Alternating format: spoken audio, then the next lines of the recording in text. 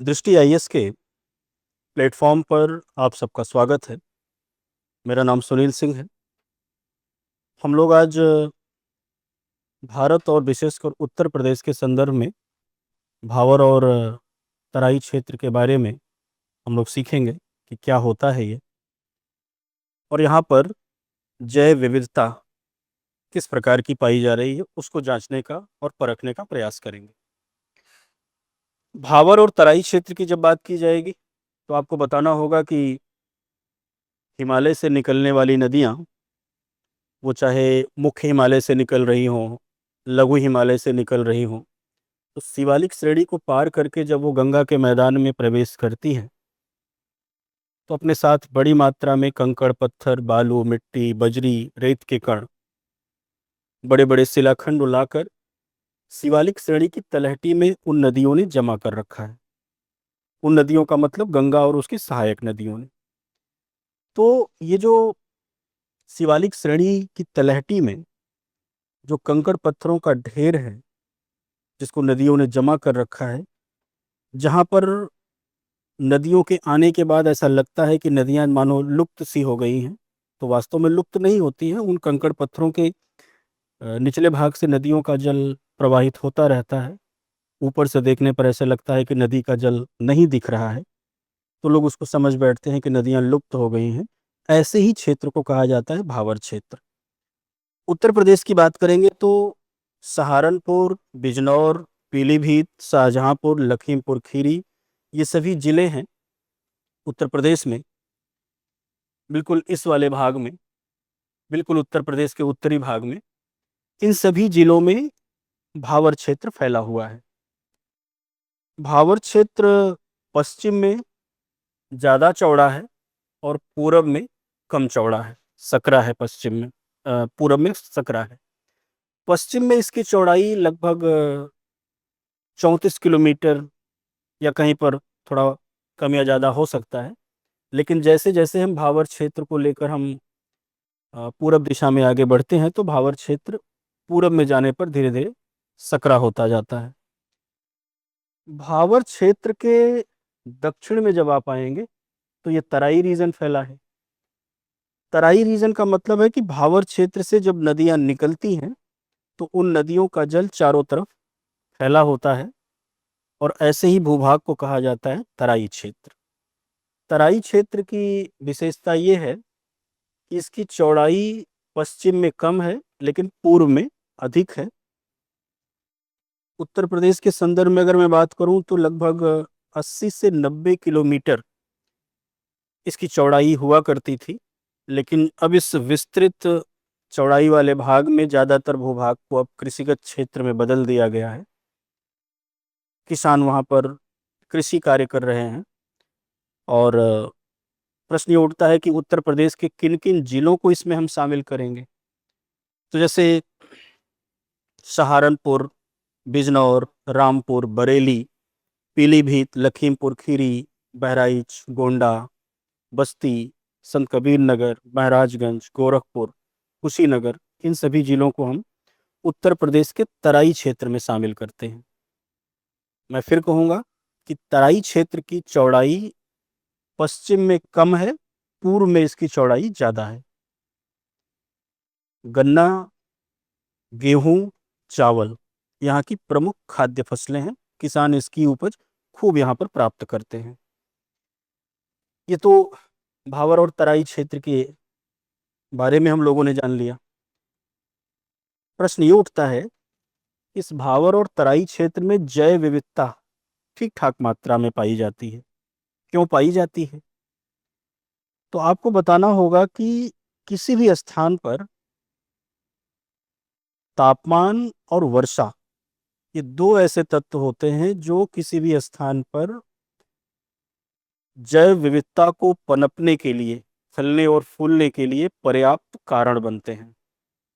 अब अगर हम भारत में भावर और तराई क्षेत्र की बात करें, खास तौर से हम उत्तर प्रदेश का संदर्भ लें, तो इस भाग में आने पर आपको ये दिखाई पड़ता है कि उत्तर प्रदेश का शिवालिक श्रेणी की तलहटी से लगा हुआ भाग, जो कि भावर और तराई का क्षेत्र है, एक तो ये कर्क रेखा के नजदीक पड़ रहा है, तो तापमान भी ठीक ठाक मात्रा में प्राप्त होता है। खासतौर से गर्मियों में तो तापमान अच्छी खासी मात्रा में मिलता ही है। शिवालिक श्रेणी की तलहटी में है तो वर्षा भी ठीक ठाक मात्रा में होती है। तो तापमान और वर्षा, दो चीजें मिल रही हैं यहाँ पर। साथ साथ गंगा और उसकी सहायक नदियां हैं जो मुख्य हिमालय से, लघु हिमालय से निकलकर शिवालिक श्रेणी को पार करके उत्तर प्रदेश के मैदानी भाग में, गंगा के मैदानी भाग में प्रवेश करती हैं। अब इन नदियों में गंगा, यमुना, घाघरा, गंडक, ये सारी नदियां हो सकती हैं। इन नदियों के द्वारा पर्याप्त मात्रा में जलापूर्ति भी है। कह सकते हैं कि तराई क्षेत्र के रूप में एक आर्द्र भूभाग भी यहाँ पर मौजूद है। तो तापमान की मात्रा, वर्षा की मात्रा और वर्षा के साथ साथ आर्द्रता लिए हुए वहाँ का जो भूभाग है वह पर्याप्त मात्रा में जैव विविधता को बढ़ाने वाला है। अगर हम वनस्पतियों की बात करें तो उत्तर प्रदेश के इस भावर और तराई क्षेत्र में मिश्रित, आर्द्र और शुष्क प्रकार के मानसूनी वन पाए जाते हैं, जिसमें पलास, बेर, महुआ, साल, जामुन, इस तरह के वृक्षों की प्रधानता रहती है। ये वनस्पतियों की बात हुई, खासतौर से वृक्षों की। जब हम घासों की बात करेंगे तो प्रश्न उठता है कि क्या उत्तर प्रदेश के भावर और तराई क्षेत्रों में घास मैदान भी पाए जाते हैं क्या? तो आपको बताना होगा कि जी हाँ, पाए जाते हैं। हस्तिनापुर वन्यजीव अभयारण्य, कतरनिया घाट वन्यजीव अभयारण्य, दुधवा नेशनल पार्क, ये ऐसे क्षेत्र हैं जहां पर आपको घास के मैदान पर्याप्त मात्रा में मिलते हैं। जाहिर है, घास के मैदान मिल रहे हैं, बड़े बड़े वृक्षों से आच्छादित भूमियां मिल रही हैं, तो जैव विविधता का विकास तो वहां पर होना ही है। स्तनधारी जीवों की मैं बात करूं तो बाघ, तेंदुआ, चीतल, भालू, सांभर हिरन यहाँ पर आपको जगह जगह घूमते टहलते मिल जाएंगे। यानी स्तनधारी जंतु भी आपको यहाँ पर ठीक ठाक मात्रा में मिलते हैं। पक्षियों की बात करूं तो सारस, पल्लास, स्वयं, पैंकोलिन, इन सभी प्रजाति के पक्षी यहाँ पर मिलते हैं। जलीय जीवों में आपको यहाँ पर घड़ियाल मिलेंगे, कछुआ, गंगा डॉल्फिन और अनेकों प्रकार की मछलियां वो आपको भावर और तराई क्षेत्र में देखने को मिल जाएंगी। तितलियां आपको मिलेंगी और अनेकों प्रकार के कीट पतंग आपको देखने को मिल जाएंगे। इन सबको सम्मिलित रूप से अगर हम अध्ययन करें तो हम ये कह सकते हैं कि उत्तर प्रदेश के भावर और तराई क्षेत्र में एक विकसित जैव विविधता मिलती है और उस जैव विविधता को विकसित होने में तापमान, वर्षा और आर्द्र माहौल का वहाँ निर्मित होना, वो उसके लिए पर्याप्त सहयोग प्रदान करता है। एक चीज और ध्यान रखना है आपको, पीलीभीत टाइगर रिजर्व, कतरनिया घाट वन्यजीव अभयारण्य, किशनपुर वन्यजीव अभयारण्य, सुहागी बरवा वन्यजीव अभयारण्य, दुधवा राष्ट्रीय उद्यान, ये सब उत्तर प्रदेश के इसी भावर और तराई क्षेत्र में स्थित हैं। और वो इसलिए स्थित हैं क्योंकि इस भूभाग में जैव विविधता का प्रतिशत उच्च स्तर पर पाया जाता है। कह सकते हैं कि उत्तर प्रदेश में सर्वाधिक जैव विविधता का भूभाग यही है। एक और तथ्य है जो आपको जानना चाहिए, वर्तमान समय में आप एक चीज बार बार सुनते होंगे कि उत्तर प्रदेश के इसी भावर और तराई भूभाग में कभी कभी बाघ, कभी तेंदुआ, कभी अन्य जो मांसाहारी जीव हैं वो मानव निर्मित आवासीय क्षेत्र में प्रवेश कर जाते हैं। मवेशियों को, मानव को वो क्षति पहुंचाते हैं।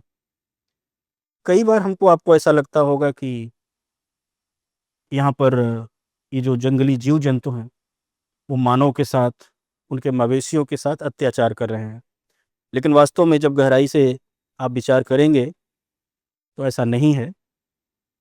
जैसे जैसे मानव की जनसंख्या बढ़ती चली गई, वैसे वैसे मनुष्य ने अपने लिए नए आवास निर्मित किए, अपने लिए नए कृषिगत क्षेत्रों का विकास किया। जाहिर है कि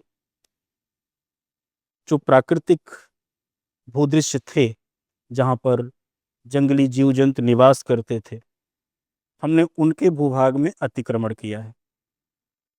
हमने उनके भूभाग में, सामान्य रूप से मैं कहूँ तो, हमने कब्जा कर लिया है। जाहिर है कि उनका भूभाग छोटा हुआ है, और ऐसे में वो जंगली जीव जंतु कभी कभी अगर विचरण करते हुए हमारे रिहायशी इलाकों में प्रवेश कर जाएं, तो इसमें कोई आश्चर्य की बात नहीं है। ज़रूरत इस बात की है कि मनुष्य अपनी सीमाओं को पहचाने और एक स्वस्थ पारिस्थितिकी के निर्माण में सहयोग दे। सतही पारिस्थितिक अवधारणा को न अपनाया जाए, बल्कि गहन पारिस्थितिक अवधारणा को अपनाकर मनुष्य को आगे बढ़ने का प्रयास करना चाहिए। शेष बातें हम लोग इसके बाद करेंगे। Thank you.